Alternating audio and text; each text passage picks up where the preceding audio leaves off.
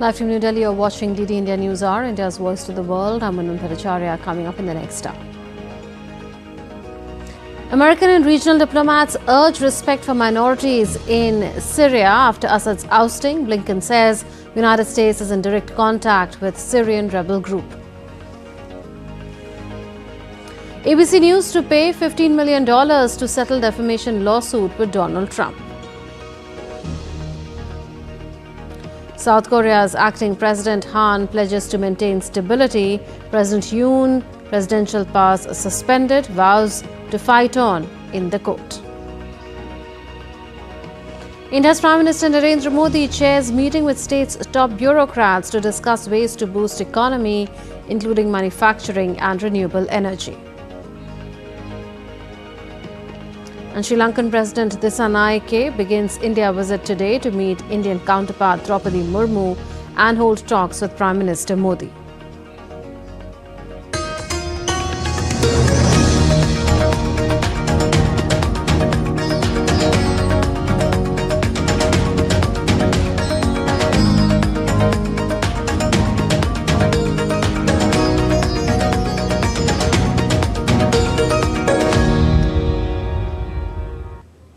The United States and regional diplomats have urged the new Syrian rulers to restore order for minorities in Syria after Assad's ousting.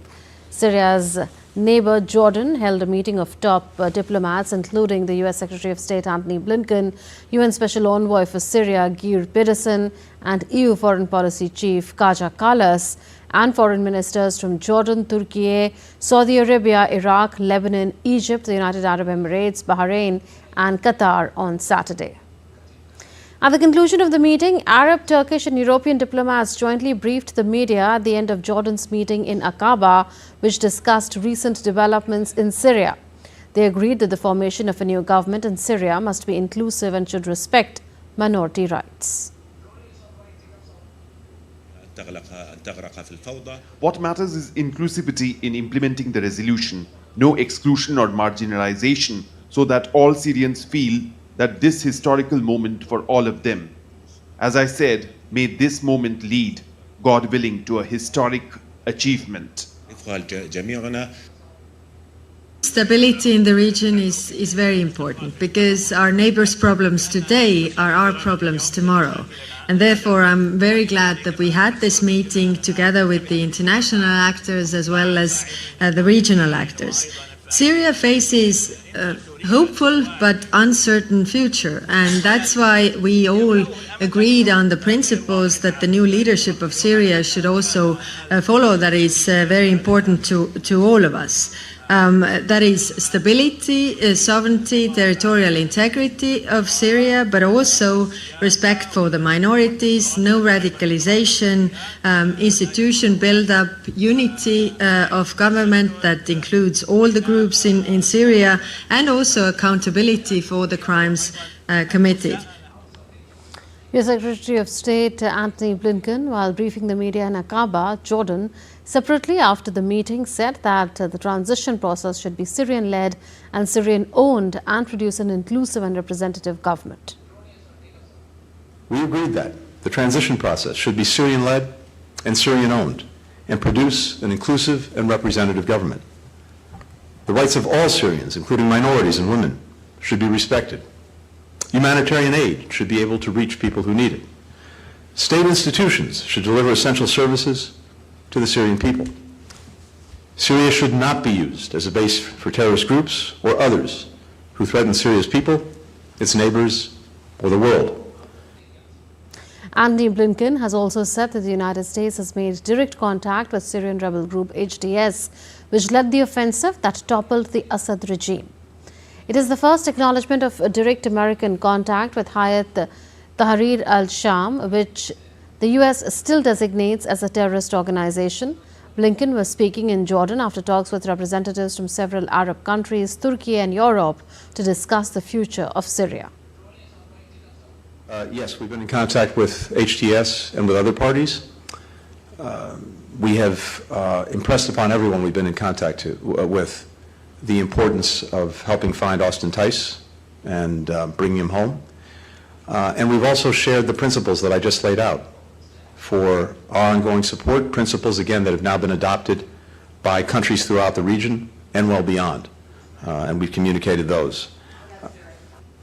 Hezbollah chief Naim Qassem has said that the Lebanese armed group had lost its supply route through Syria in his first comments since the toppling of President Bashar al-Assad nearly a week ago by a sweeping rebel offensive. Israel's army chief Herzi Halevi visited troops operating in the UN-patrolled buffer zone that separates the Israel-annexed Golan Heights from Syria. In fact, the Israeli Defense Minister, Israel Katz, ordered the military to prepare to remain throughout the winter in the zone and the summit of Mount Hermon. Israel seized the demilitarized area on the strategic plateau just hours after Syrian rebels swept President Bashar al-Assad from power. Meanwhile, thousands of Israelis took to the streets for a deal to release the remaining hostages still held in Gaza after more than 14 months of war against Hamas in the Palestinian territory. There has been guarded optimism in recent days that a ceasefire and hostage release deal for Gaza might finally be within reach after months of abortive mediation efforts. South Korea's acting President Han Duck-soo had a phone call with US President Joe Biden. During the call, President Biden reiterated United States' commitment to the US-South Korea alliance, stating that it remains ironclad and unchanged. Biden added that the US will work with South Korea to further develop and strengthen the alliance, as well as trilateral cooperation among South Korea, Japan, and the United States. Prime Minister Han became South Korea's assumed acting president following Yoon Suk-yeol's impeachment on Saturday. With South Korea's parliament voting successfully to impeach President Yoon Suk-yeol, Yoon's presidential powers and duties stand suspended. However, the impeached president vows to fight on as the matter now goes to the Constitutional Court for review. It has up to 180 days to determine whether to dismiss Yoon as president or restore his powers. Fuzail Ahmed reports. South Korean lawmakers on Saturday voted to remove President Yoon Suk-yeol from office for his failed attempt to impose martial law on December 3rd. Out of 300 lawmakers, 204 voted to impeach the president on allegations of insurrection, while 85 voted against. 3 abstained, with 8 votes nullified. I would like to announce the results of the vote. The motion to impeach President Yoon Suk-yeol received 204 votes in favor and 85 votes against, out of a total of 300 votes cast. With 3 abstentions and 8 invalid votes, I declare it passed. After the impeachment, South Korean President Yoon will remain in office, but his presidential powers will remain suspended. However, Yoon vowed not to give up. I will never give up. I will do my best for the country until the last minute, taking reprimand, encouragement and support for me in mind. So what happens next? The impeachment process moves to the Constitutional Court, where justices will review the case to determine whether Yoon's removal is justified. The court now has up to 180 days to determine whether to dismiss Yoon as the president or restore his powers. If the court upholds the impeachment, Yoon will be removed from office. If he is thrown out of office, a national election to choose his successor must be held within 60 days. If convicted, the leader could face death penalty or life imprisonment. Yoon earlier exercised the presidential privilege of immunity from criminal prosecution. However, that does not extend to allegations of rebellion or treason. Under the Constitution, Prime Minister Han Duck-soo, who was appointed by Yoon, becomes acting president following impeachment. I will give all my strength and efforts to run this state administration stable during this difficult time. So who is Prime Minister Han Duck-soo? Han Duck-soo was appointed as Prime Minister after Yoon was elected in 2022. Han has expertise in economy, trade and public affairs and was Prime Minister during the Roh Moo-hyun administration from April 2007 to February 2008. He spent more than 40 years in the public sector, including the Customs Agency, Trade Ministry and Finance Ministry. He also served as an ambassador to the United States. The vote took place as hundreds of thousands took to the streets of Seoul in rival rallies for and against Yoon, who launched a failed attempt to impose martial law on December 3rd. Many celebrated while Yoon supporters termed it unfortunate. It was the second attempt to impeach Yoon after the first vote was boycotted by his conservative People Power Party. The impeachment came following his short-lived attempt to impose martial law on December 3rd. His move had shocked the nation and split his party. Fuzail Ahmed reporting for DD India. My colleague Shubhendu Ghosh now joins us live from the New Delhi newsroom. Shubhendu, Yoon has described the vote as a temporary pause to his presidency. What do you read into that defiance? Munmun, his defiance may be seen as perhaps one last straw of credibility that he'd like to protect, particularly in the eyes of his supporters. Although it is to be noted that his public ratings, public approval has been spiraling down. It's just barely double-digit figures now. We know that since December 3rd, when the declaration of martial law happened by him, to him revoking the order, and thereafter two impeachment motions, the second one turned out to be successful in the National Assembly. We've seen him really losing out on the opportunity to acknowledge what he has done and perhaps even step down, as many of his party leaders would have preferred. But he hasn't done that. He has apologized for the inconvenience that he's caused to the people, but he hasn't acknowledged that applying the martial law was wrong at the first place. He continues to say that his commitment for public welfare continues. In fact, the martial law order was also aimed at protecting the nation from, according to him, the supposed North Korean agents who had in fact infested the government and the power center of South Korea. So in that sense, we see that it's also a reflection of his own public image that he came from as he became the president. His career started as a public attorney, taking on senior politicians, corrupt corporates. So in that sense, his image to fight the corruption for the people, perhaps he wants to preserve that image, even though he is at the rock bottom of his political career. His powers have been suspended. The ball is now in the court of the Constitutional Court. Right. Shubhendu, also tell us about how the impeachment of a president is not uncharted territory for South Korea. That's right. While South Korea is known for its democratic traditions, vibrant democratic traditions, look at its history since 1948, would put into picture how the leaders, the presidents in particular, have had a troubled history.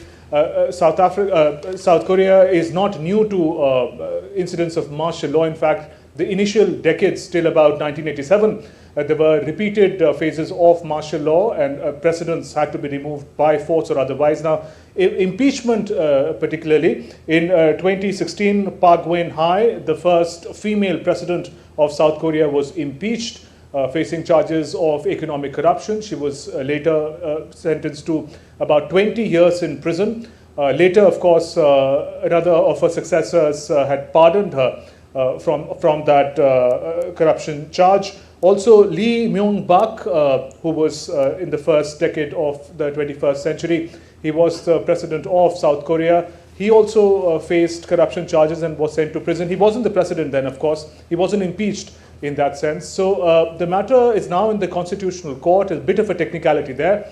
The total number of justices in the Constitutional Court of South Korea is 9.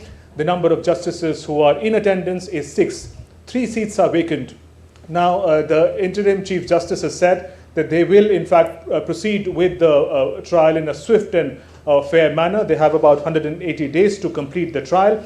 But in an ideal situation, experts say there should at least be 7 justices on the panel for the quorum of the Constitutional Court to operate. So in that sense, there's a bit of a technicality. To impeach a president, you need at least 6 judges out of 9. Theoretically, to go ahead with the impeachment. In this case, since there are only 6 judges, all of them will have to agree as far as the impeachment of President Yoon Suk-yeol is concerned. Even one disagreement would fail the impeachment motion. So in that sense, the technicality, trickiness of the process continues, but we'll have to wait and watch how it proceeds, the Constitutional Court, in the next 180 days. Until then, the powers of Yoon Suk-yeol remain suspended.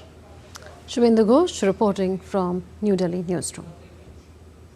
Still to come on DD India News Hour. Trump gives allies Devin Nunes and Richard Grenell key roles in his incoming administration.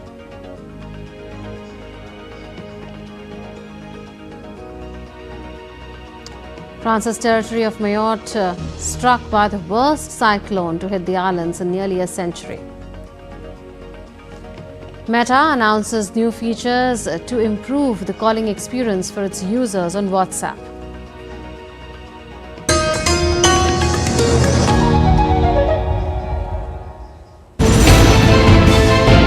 Geopolitics and trade deals. Economic challenges amid development. Hard work and the path to prosperity. It's the economy always. Between walkers, money is what money does and says. Supply creates its own demand. Between the bulls pulls and bears tears. When supply chains globalization and India rises to the podium. We'll get you centered with the economic brief at 8 p.m. every Thursday on DD India.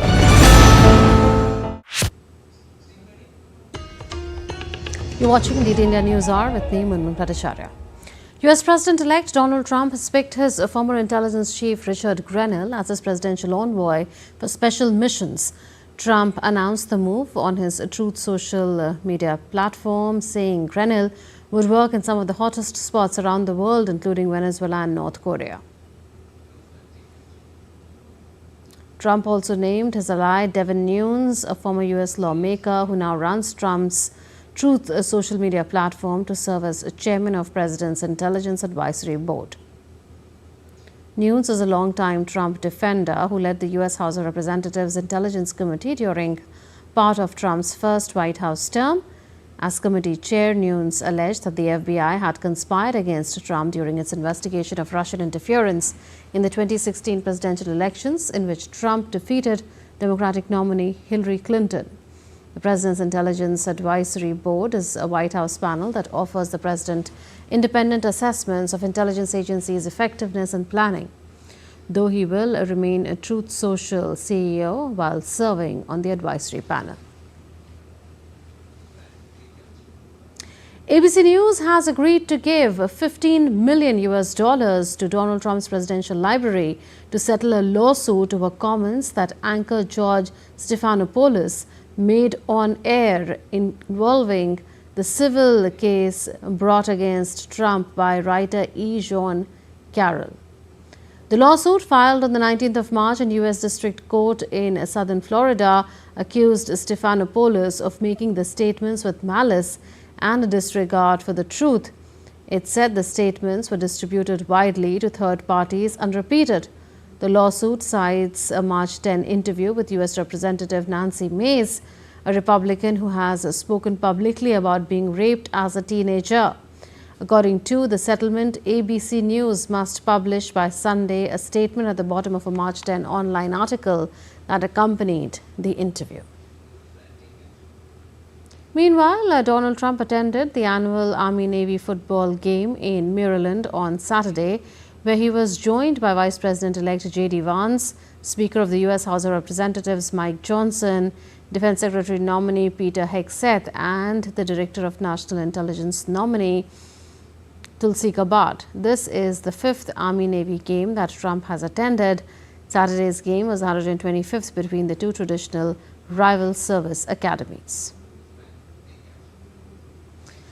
Leaders from Latin American and Caribbean nations met in Caracas during the Bolivarian Alliance for the Peoples of Our America, that is ALBA summit, on Saturday. ALBA was founded in 2004 under the leadership of former Cuban President Fidel Castro and late Venezuelan President Hugo Chavez as a platform for integration in Latin America and the Caribbean, with an emphasis on cooperation. The event, hosted by Venezuelan President Nicolas Maduro, was attended by heads of state from regional countries such as Cuba's Miguel Diaz-Canel, Bolivia's Luis Arce, and Nicaragua's Daniel Ortega. Diaz-Canel criticized the impact of the US blockade on Cuba's economy and on the mental health of its citizens. Desde 2019, Since 2019, the US blockade against Cuba has escalated to an extreme dimension, much more cruel and inhuman, which is not only expressed in very high costs in materials and financial resources, but also burdens to unsustainable limits the daily life of our nation. The continuation of this policy over time has an unmeasurable psychological cost. tiene un costo psicológico incalculable. Argentine President Javier Milei called on Saturday for a united front of right-wing leaders to confront what he described as the outrages of socialism. He urged conservatives worldwide to seize the moment and challenge leftist dominance in politics and culture. Milei was on a working visit in Rome to meet Italian Prime Minister Giorgia Meloni and to take part in her Brothers of Italy party's annual festival, Art Regio.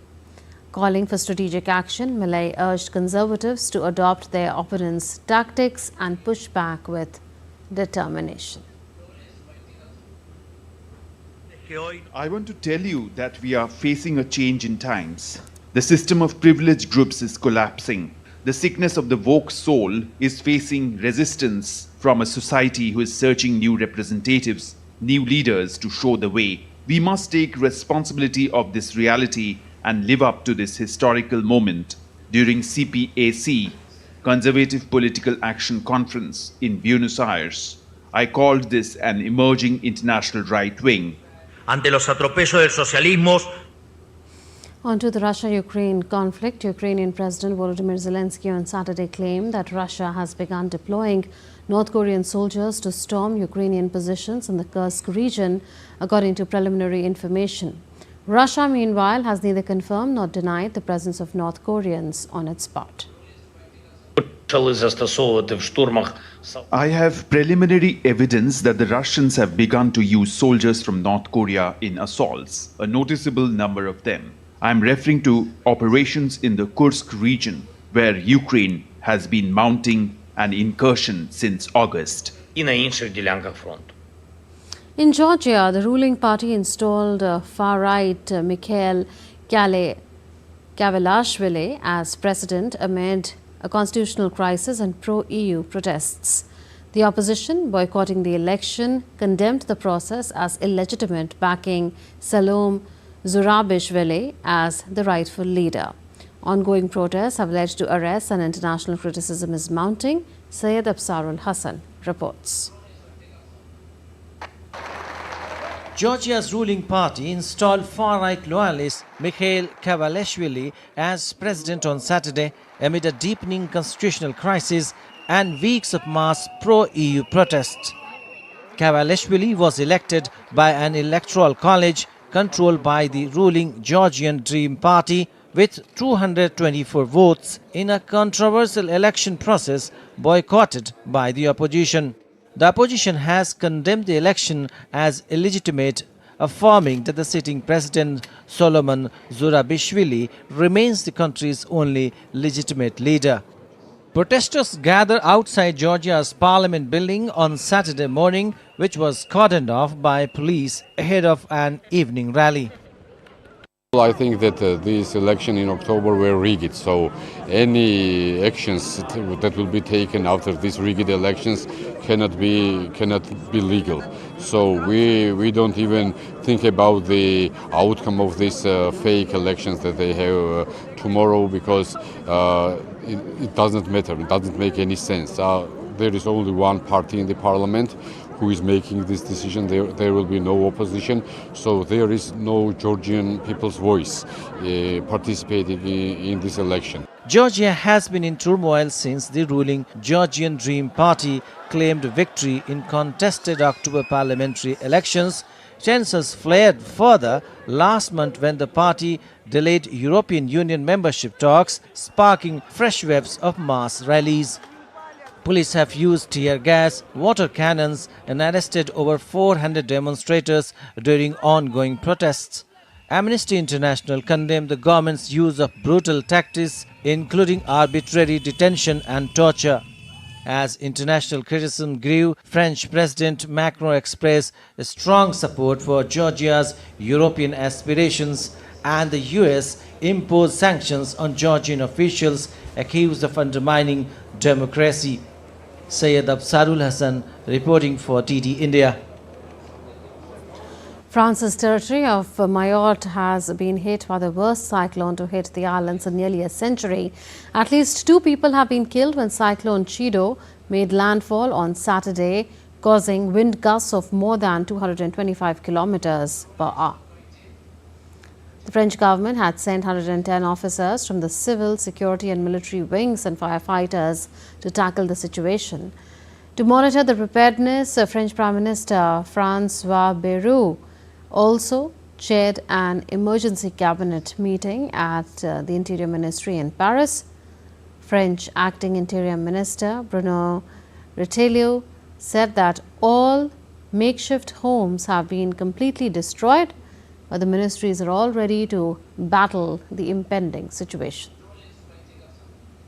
It is a truly unusual situation. There had not been such a climate event in Mayotte since 1934, and as rainwater ran downhill and the land became unstable, it obviously was a disaster. All makeshift homes had been completely destroyed. So this climate event was absolutely tragic. The state, the agencies, the ministers are mobilizing. San Francisco residents were woken up by a tornado warning early on Saturday morning during a powerful storm system that battered the region with heavy rain and wind. It was the first ever tornado warning for San Francisco, but not the first tornado. The National Weather Service issued the alert for northern San Mateo County and parts of downtown San Francisco after radar detected a cyclonic rotation strong enough to trigger the warning. Although tornadoes are uncommon in the area, the conditions were severe enough to warrant heightened caution. Rescue teams in Chumpon province in Thailand are working with all their might to assist flood victims as heavy rainfall continues to wreak havoc in the region. Authorities have urged residents in flood-prone areas to remain vigilant as water levels show no immediate signs of receding. Relief teams have put evacuations and the delivery of essential supplies to affected communities on a war footing. Thailand Met Office has forecast continued rainfall in the region, heightening concerns of further flooding. As rescue efforts continue, the government has pledged to mobilize resources to mitigate the disaster's impact on local residents and infrastructure. Let's now take a look at other stories making news around the world.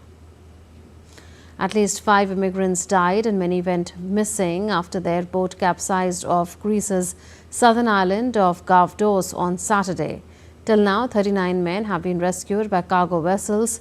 Rescue and search operation is still underway by merchant vessels and naval aircraft. School teachers in Croatia's capital Zagreb initiated a protest on Saturday. The protesters are demanding salaries for all jobs in education and science.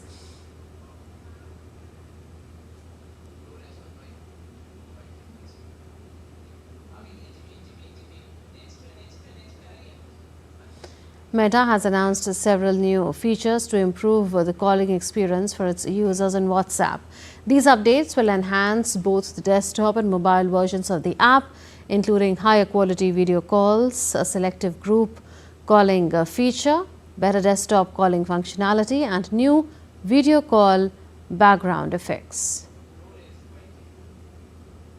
Meteors illuminated the night sky of the Northern Ireland on Saturday as part of the Geminids meteor shower season. As per the Royal Observatory Greenwich, the Geminids occur annually in December, mostly between the 4th and the 16th of December. Still to come on DD India News Hour. Moldova's Deputy Prime Minister is on a 3-day visit to India. India sends humanitarian assistance to Jamaica for disaster preparedness against hurricanes.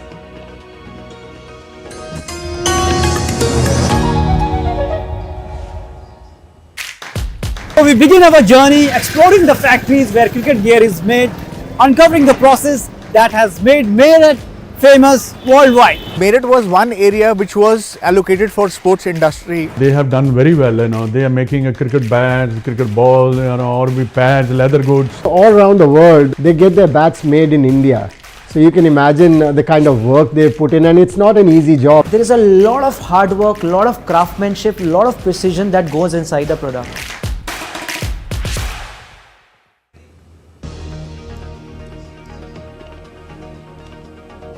You're watching DD India News Hour. I'm Anu Bhattacharya. A recap of the headlines.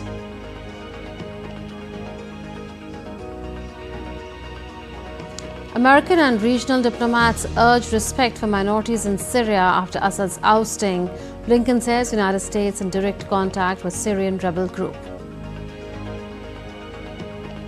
South Korea's acting President Han pledges to maintain stability. President Yoon presidential pass suspended. Vows to fight on in the court. Sri Lankan President Dissanayake begins India visit today to meet Indian counterpart Draupadi Murmu and hold talks with Prime Minister Narendra Modi.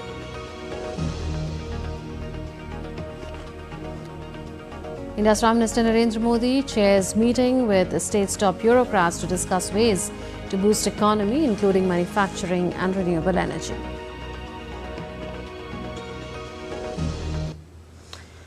Sri Lankan President Anura Kumara Dissanayake will begin his India tour today, marking his first overseas visit after assuming office. President Dissanayake will be accompanied by Sri Lanka's Foreign Minister Vijitha Herath and Deputy Minister of Finance Dr. Harshana Surya Peruma. During the three-day visit, President Dissanayake will meet his Indian counterpart Draupadi Murmu and also hold talks with Prime Minister Narendra Modi on Monday, while External Affairs Minister Dr. S. Jaishankar will call on the visiting dignitary on Sunday evening. Dr. Ahmed Faruqi now joins us live from Colombo in Sri Lanka. Dr. Ahmed, as is the tradition, India is the first port of call for the newly elected Sri Lankan president. How would you describe the priorities of either side for the visit? Very good morning to you, Manu, and to all our viewers across the world. Yes, you see, this visit is a very important visit for both countries. Both countries had fresh elections this year, and there are new governments in place on both sides. But it is very crucial for Sri Lanka also because Sri Lanka is making efforts to recover from the economic crisis, the peak of which was seen in 2020. And that was a time when India had come to the aid of Sri Lanka by providing a huge $4.5 billion humanitarian assistance, which managed, because of which Sri Lanka managed to stay afloat, and thereafter also provided financing assurances to IMF so that Sri Lanka could secure a $2.9 billion bailout. Now, with this as a background, it is very important to note here that over the last 10 years, under neighborhood first policy of Prime Minister Narendra Modi, the relations between India and Sri Lanka have grown from strength to strength. However, in addition to that, as we have entered into Amrit Kal, and Sri Lanka also makes its efforts towards its period towards a centenary since its independence, there are possibilities that this growth trajectory between the bilateral relations will continue to be in the same upward tick. And in this direction, this visit will mark a very important chapter because this will take forward the bilateral relations between the two countries to the next step. That said, the development projects that exist between India and Sri Lanka, that will probably be a very important part of the discussions today. In addition to that, we are also expecting certain discussions with regard to how India could further help Sri Lanka in its economic front as well. Right. Also, Dr. Ahmed, considering the history of Dissanayike's party and stances on certain specific issues, how do you think both sides will navigate their ties from this visit onwards? You see, the history is something which has always marred the image of JVP. But President Dissanayake is not representing merely JVP; he is representing National People's Power, of which JVP is an important component. However, he has mentioned that all history apart, his government is looking at making efforts towards, making a better Sri Lanka, and towards this, they have acknowledged that India is very central to the entire region as well as for Sri Lanka's foreign policy. In fact, in the policy book which was brought out by NPP just before the elections, they have maintained that they recognize India's sovereign interest and they would not want any foreign power to utilize Sri Lanka's territorial spaces or airspace or land or waters which could be of detrimental interest to any country, including and especially India. So this goes a long way in reinforcing the kind of relations which Sri Lanka's new government also wants to see with India. In fact, it has to be remembered here that High Commissioner of India to Sri Lanka, Santosh Jha, was the first foreign diplomatic head in Sri Lanka who visited and met President Dissanayaka after his victory. In addition to that, you also have to remember here that India's External Affairs Minister was the first ever foreign minister who came to Sri Lanka, met the president as well as his government officials, and he was the first foreign affairs minister from any country to have done so after the new government was put in place here in Sri Lanka. And this talks a lot with regard to how India is seen as an important partner for Sri Lanka, and this is also reinforced with the way that the tradition of making India the first port of call is continued by the new president as well. Right, Dr. Ahmed Faruqi reporting from Colombo in Sri Lanka. Moldova's Deputy Prime Minister and Foreign Affairs Minister Mikhail Popsoy has arrived on his first official visit to India, marking a significant step in strengthening ties between the two countries. Welcoming Moldovan Deputy PM, India's External Affairs Ministry in a social media post said that his visit will deepen India-Moldova bilateral ties and foster a stronger partnership. During his visit, Deputy PM Popsoy will meet with India's External Affairs Minister Dr. S. Jaishankar. On Monday, Popsoy will participate in a wreath-laying ceremony at Rajghat. Popsoy's visit follows the second India-Moldova Foreign Affairs consultations held in New Delhi in October. Indian Parliament's lower house, Lok Sabha, concluded the debate commemorating 75 years of Indian Constitution on Saturday, in which various leaders of all political parties, including Prime Minister Narendra Modi and Leader of Opposition Rahul Gandhi, participated. Summing up the debate, Prime Minister Narendra Modi made a fervent appeal to adopt zero tolerance towards corruption and keep intact the respect for the Constitution. Rajya Sabha, the upper house of India's Parliament, will resume this debate on Monday. Highlighting important amendments brought by his government to keep the unity of India intact, Prime Minister said his government is committed to implement Uniform Civil Code as it reflects the vision of the founding fathers of the Indian Constitution. Saman Nagarik Sanhita, Uniform Civil Code, ये विषय भी संविधान सभा के ध्यान बाहर नहीं था और उसी संविधान की भावना को ध्यान में रखते हुए, संविधान निर्माताओं की भावनाओं को ध्यान में रखते हुए हम पूरी ताकत से लगे हुए हैं सेक्युलर सिविल कोड के। Prime Minister highlighted the steps taken by NDA government to bring unity in the country through various schemes and initiatives. He said Article 370 was abrogated in Jammu and Kashmir and one nation, one tax has been implemented in the country. Article 370 देश की एकता में रुकावट बना पड़ा था, दीवार बना पड़ा था। देश की एकता हमारी प्राथमिकता थी, जो कि हमारी संविधान की भावना थी, और इसलिए धारा 370 को हमने जमीन पर काट दिया। On the country's rapid economic expansion, the Prime Minister said India is committed to become a developed nation and it will become a third largest economy in coming years. Lauding the glorious journey of the Indian Constitution during the last 75 years, Prime Minister stressed on the contribution of women in framing the Constitution. मौलिक चिंतन के आधार पर उन्होंने संविधान सभा की debate को समृद्ध किया था और वे सभी बहनें अलग अलग बैकग्राउंड थी, अलग अलग क्षेत्र की थी और संविधान में उन्होंने जो जो सुझाव दिए उन सुझावों का संविधान के निर्माण पर बहुत बड़ा प्रभाव रहा था.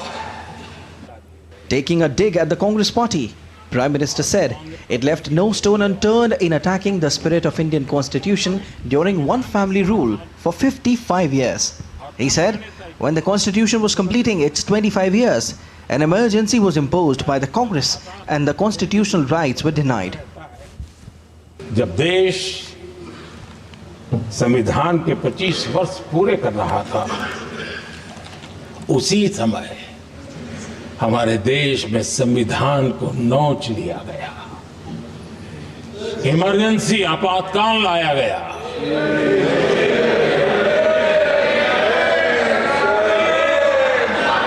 संवैधानिक व्यवस्थाओं को समाप्त कर दिया गया,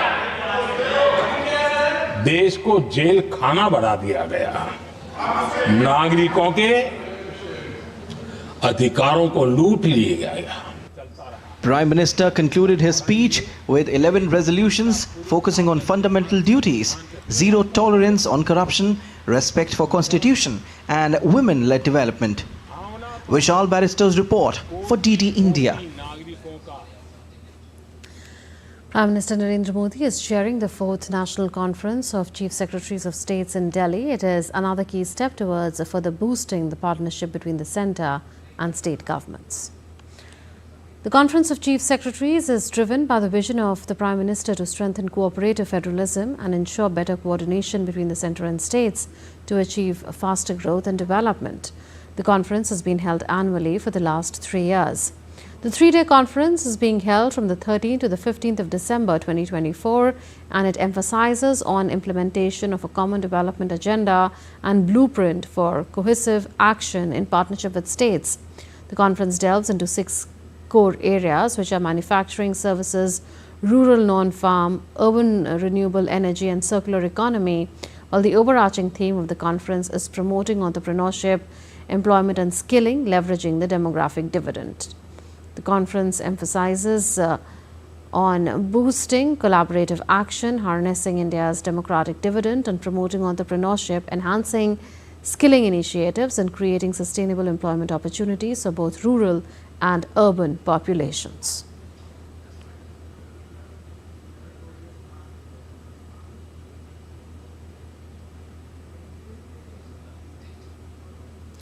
India has dispatched a fresh consignment of around 60 tons of emergency medical equipment, generators and other utilities to Jamaica. Sharing the details of the humanitarian assistance, the Ministry of External Affairs said that this assistance will support the country's healthcare needs and rehabilitation of medical infrastructure, as well as strengthen the disaster preparedness against hurricanes. Let's now take a look at some other stories making news. Former Army Chief General V.K. Singh flagged off the Soldierathon, which is a marathon in the honor of Indian soldiers in Chhattisgarh's Raipur on Sunday. The Indian Army, in collaboration with the Chhattisgarh government, hosted the event to mark the 53rd anniversary of the 1971 India-Pakistan War. The Indian Navy successfully organized the 5th edition of the Kochi Navy Marathon in Kerala, drawing enthusiastic participation from fitness enthusiasts, naval personnel and locals. The main aim of the event, envisioned as part of the government's Fit India and Khelo Bharat Khelo campaigns, is to encourage fitness as part of daily lifestyle.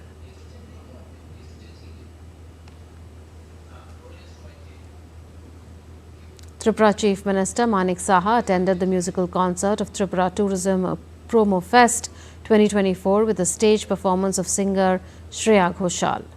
The Tourism Promo Fest started on the 3rd of December and it is aimed to boost state's tourism and fostering cultural appreciation of Tripura. A multi-speciality health camp was organized in Srinagar, aiming to provide quality healthcare services to the local community. The camp featured specialists from various medical fields offering free consultations, diagnostic services and treatment to residents. Hundreds of patients, including women, children and elderly individuals, benefited from the initiative, which also included awareness sessions on preventive healthcare. Cold wave engulfed Jammu and Kashmir's Srinagar on Sunday morning. As per the Indian Met Department, winter chill has brought temperature down to -5 degrees Celsius in parts of Srinagar. The city is known for its extreme cold and scenic beauty by the tourists during the winter season.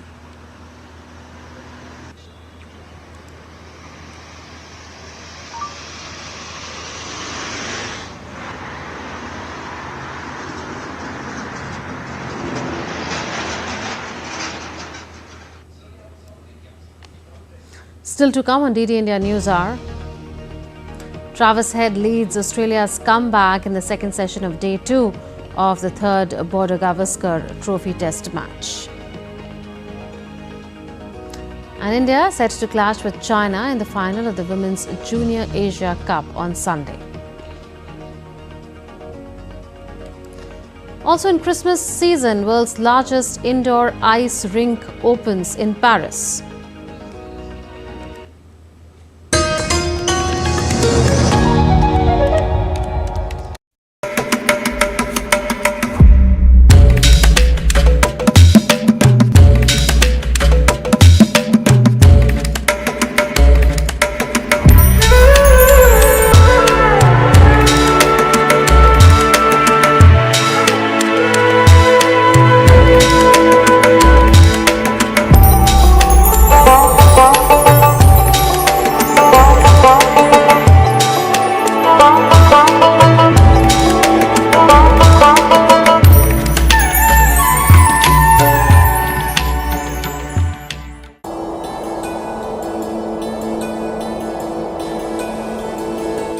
गर फिरदौस बर रुए ज़मीं است.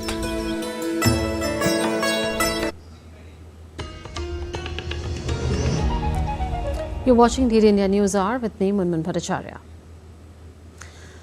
Australia have made an impressive comeback in the second session of Day 2 of the third cricket test match against India after Jasprit Bumrah got rid of the top order in the first session. Jasprit Bumrah dismissed Australian openers Usman Khawaja and Nathan McSweeney in the first half an hour, while Nitish Kumar got the wicket of Marnus. After a turbulent start, Steve Smith and Travis Head steadied the ship for the hosts in the second session. Travis Head, who has led the counter-attack, brought up his century in just 114 balls. Earlier pacer Mohammad Siraj suffered a hamstring injury scare and had to walk off the pitch, but later came back and was spotted fielding with ease. And Narayan Singh now joins us from New Delhi. Narayan, has Travis Head arrested the momentum from the Indian side, especially after early breakthroughs by Jasprit Bumrah and Nitish Reddy? Definitely, Munmun, the way the things started in the morning, Jasprit Bumrah giving a breakthrough to the Indian team, removing the openers McSweeney and Usman Khawaja, and after that, the way Nitish Kumar Reddy removed Manas Labuschagne. So momentum was with India, but the way Travis Head, we know that he is becoming a big headache for the Indian team in the past also, whether it is the World Test Championship final in the previous edition where he scored a century, whether it is the ODI World Cup where again he scored a century, and in the previous test match, it was the pink ball test match in the Adelaide. There also he snatched the match from the India's reach, the way he scored one of the fastest pink ball century, and it was 140 knock that just removed the India's momentum in the match. Again, he is doing the same thing. So I think here the way Travis Head is performing against India, the team India should have planned in a better way against the Travis Head, because continuously he is performing well against the Indian team, and just we can say that it is the person is hampering the India's cause at the big moments, and here again he is scoring a century, and just because it's the World Test Championship cycle series, in that context very important. So Indian team is giving, I think, is too much room, too much space to the Travis Head here. Definitely they should do something better earlier, because there is also the over dependency on the Jasprit Bumrah here. Apart from Jasprit Bumrah, no bowler is bowling the way he should bowl in the series like the Border Gavaskar Trophy. So I think there should be more contribution from the other bowlers to apart from Jasprit Bumrah here, so that India can be come back in this match. Right, we'll leave it at that. Narayan Singh reporting from New Delhi. India's President Draupadi Murmu witnessed the President's Polo Cup in Delhi, where the President's bodyguard team defeated the Lancers 6-5. The event featured equestrian trick riding and jumping displays.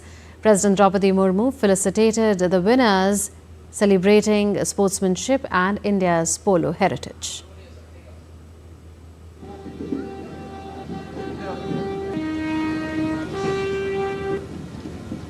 President of India Draupadi Murmu attended the President's Polo Cup exhibition match at the President's Parade Ground in Delhi on Saturday. The match was played between the President's bodyguard team and Lancers. The game began with a ceremonial ball throw-in by President Draupadi Murmu.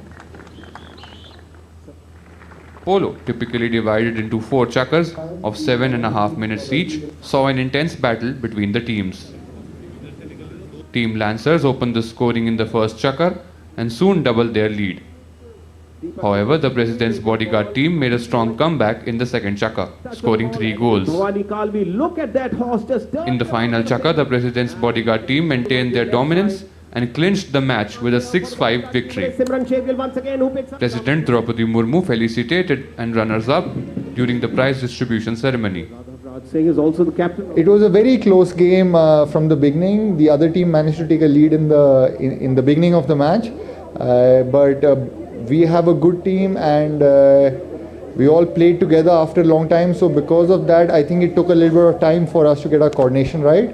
And once we started having better coordination, we did better while the match progressed. And luckily, in the end of the match, we managed to take a lead by 1 and the match finished in our favor. So we're very happy for that. And the ground was playing very fast, so I think it was anyone's game. If you made one little error or someone got out, it was a goal for the other team. The riders of the President's bodyguard regiment performed equestrian displays, trick riding and jumping routines, showcasing their skills. The event displayed the spirit of sportsmanship and highlighted the rich tradition of polo in India. Narayan Singh's report, DD India. In hockey, India is set to clash with China in the final of the Women's Junior Asia Cup on Sunday after beating Japan 3-1 in the semi-finals. India started strong in the first quarter, capitalizing on early opportunities. Japan responded in the second quarter, narrowing the deficit. The third quarter saw both teams fight hard without finding the net. In the final quarter, a crucial save by Captain Jyoti Singh in the 48th minute kept India's lead intact. India's defence remained resolute, denying further attempts to seal the 3-1 victory. The Indian team will carry this momentum into the final as they seek to defend their title successfully. In soccer, Arsenal missed the chance to close the gap on Premier League leader Liverpool after a frustrating goalless draw against Everton at home. Arsenal dominated possession but lacked their usual intensity. Arsenal strikers could not find a way past Everton goalkeeper Jordan Pickford, who was on top of his game. Despite creating several opportunities, Mikel Arteta's side failed to capitalise on Liverpool's earlier 2-2 draw with Fulham. Arsenal remain third on the table with 30 points from 16 games, 6 points behind Liverpool and 1 point adrift of second-placed Chelsea. Meanwhile, Everton sits at the 15th spot with 15 points.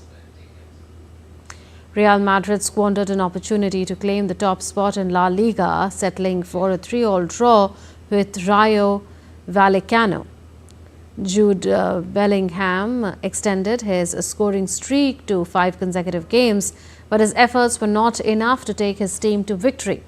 Rayo struck early while Madrid struggled initially.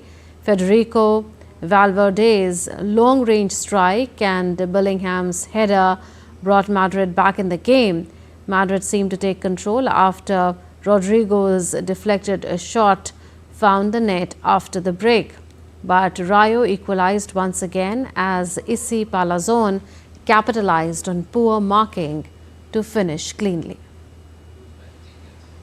To enjoy Christmas season, world's largest indoor ice rink opened in Paris for skaters. Situated at Paris's Grand Palais, skaters will be allowed until the 8th of January 2025. After that, the ice rink will be dismantled.